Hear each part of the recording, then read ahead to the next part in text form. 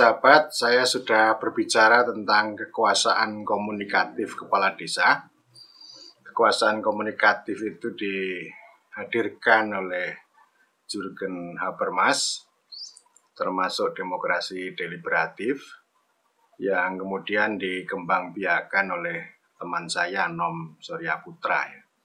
Jadi artinya demokrasi prosedural desa itu yang mengalami krisis itu perlu disuntikkan tindakan komunikatif melalui proses demokrasi deliberatif. Yang ini akan bisa membuat desa lebih bermakna. Saya akan meneruskan pembicaraan kekuasaan komunikatif itu dengan kekuasaan produktif. Kekuasaan produktif ini sebuah konsep dari Michel Foucault.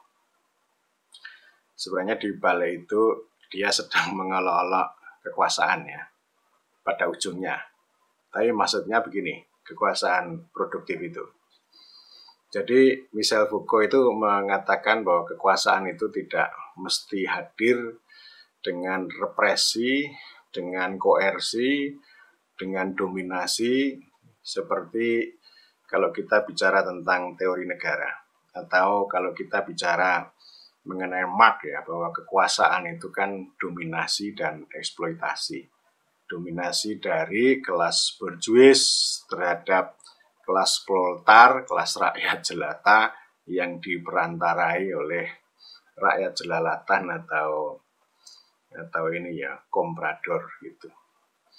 Nah, Michel Foucault itu melihat ini ya, jadi dengan konsep biopower di masa abad 18-an, 19-an awal itu munculnya cara pandang melihat politik itu dengan cara biologi, melihat dunia pemerintahan dengan cara biologi, yaitu dengan tubuh manusia ya.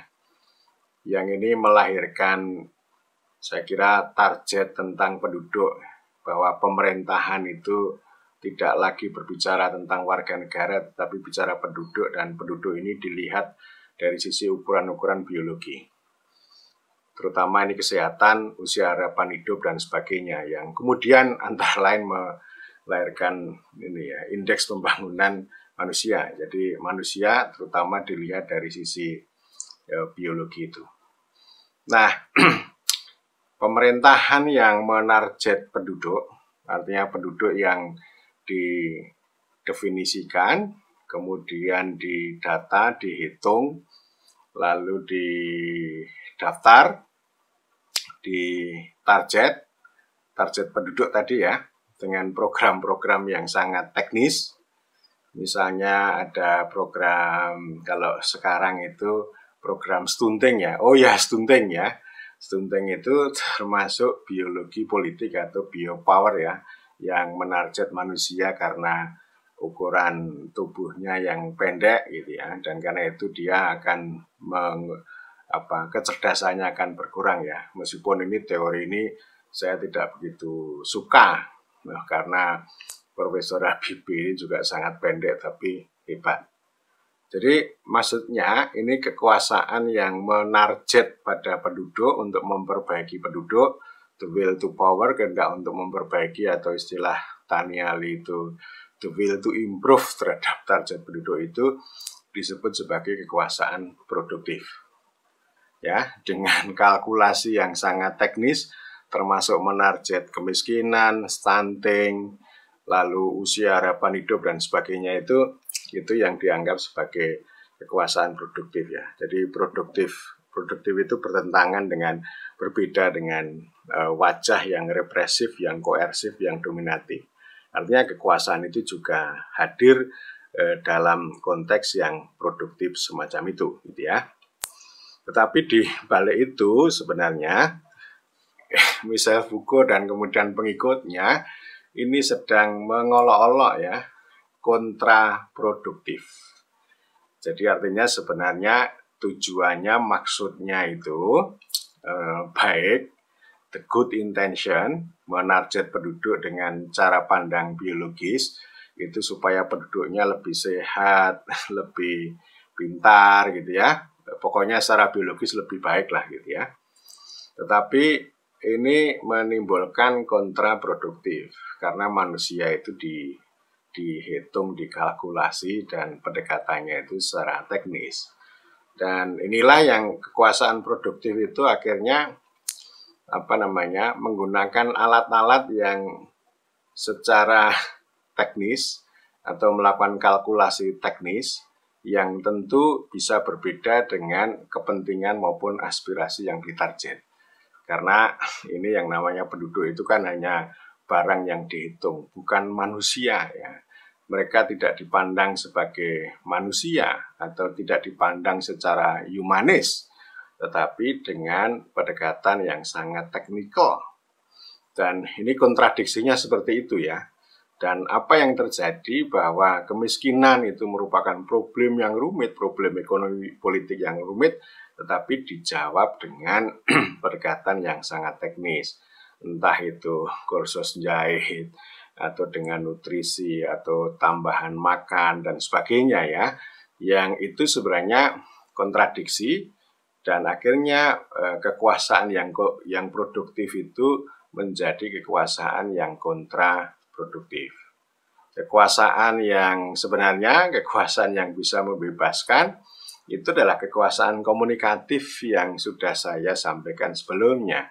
Artinya yang menjadi kebijakan, perencanaan, penganggaran, perbuatan pemerintah desa itu didasarkan pada dialektika antara kepala desa, pemerintah desa dengan orang banyak.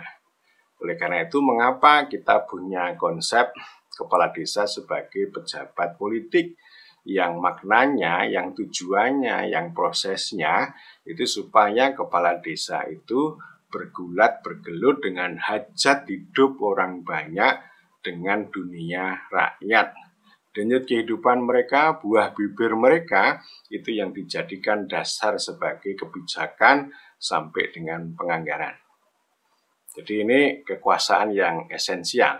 Kekuasaan itu membebaskan, kekuasaan yang menghadirkan aspirasi. Aspirasi kepentingan itu disalurkan sehingga ini human interest ini, kepentingan manusia ini, itu bisa menghasilkan human achievement atau pencapaian manusia secara utuh ya. Jadi karena itu kan ada istilah pembangunan manusia seutuhnya. Tetapi ketika kita sentuh mereka dengan pendekatan yang sangat teknikal, maka prinsip humanisme atau spirit tentang manusia seutuhnya itu akan hilang.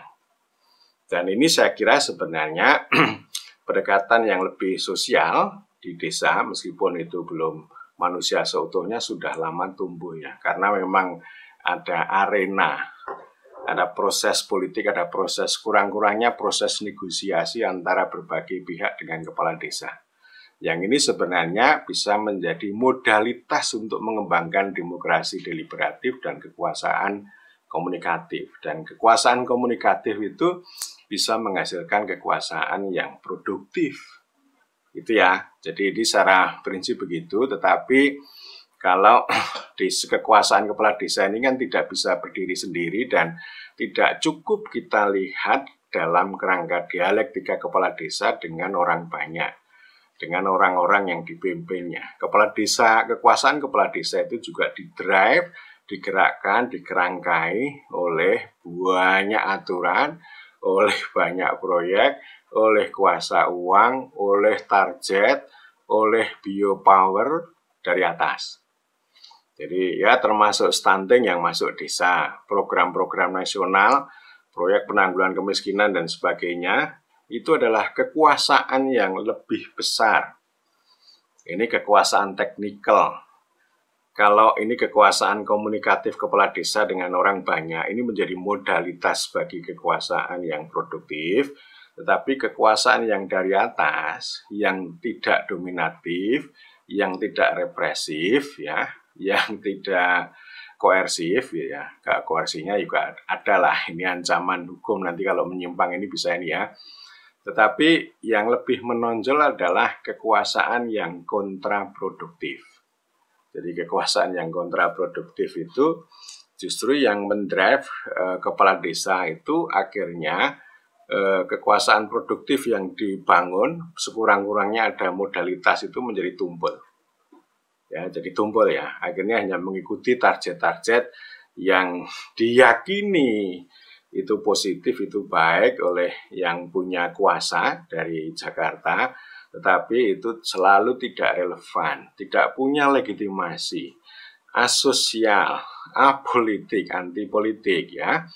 Dan ini para teknokrat itu biasa begitu karena dia mengisolasi dirinya dari dunia sosial dan dunia politik, dan sebaliknya ini dunia sosial itu juga diisolasi ya. Jadi digantikan dengan pendekatan teknis, kemudian desa harus mengerjakan target-target tadi, targetnya target penduduk bukan target pembentukan warga negara, yang pada akhirnya kekuasaan produktif yang mulai tumbuh ya, ada modalitasnya itu karena diintervensi dengan kekuasaan kontraproduktif, maka maka hasilnya juga kekuasaan kontraproduktif. Akhirnya hanya jadi laporan, hanya angka-angka itu ya, angka-angka itu kan laporan, meskipun itu diklaim sukses berdasarkan indikator maupun angka-angka tertentu, tetapi itu semu. Jadi semu itu sama dengan kekuasaan kontradiktif atau kekuasaan kontraproduktif.